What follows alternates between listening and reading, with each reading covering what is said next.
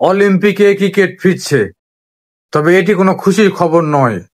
কারণ অলিম্পিক কর্তৃপক্ষের সিদ্ধান্ত মোতাবেক প্রতিটি মহাদেশের সর্বোচ্চ র্যাঙ্কধারী একটি করে দল নিয়ে মোট 6টি দল নিয়ে এই টুর্নামেন্টটি অনুষ্ঠিত হবে।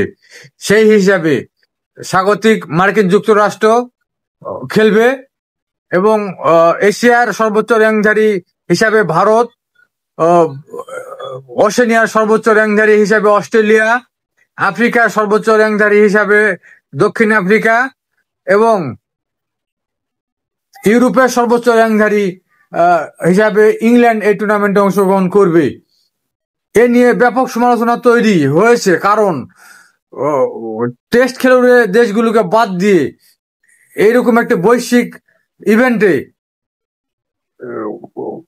ক্রিকেটকে অন্তর্ভুক্ত করা, এটা কোনোভাবেই ক্রিকেট ভোক্তারা মেনে নিতে পারছে না।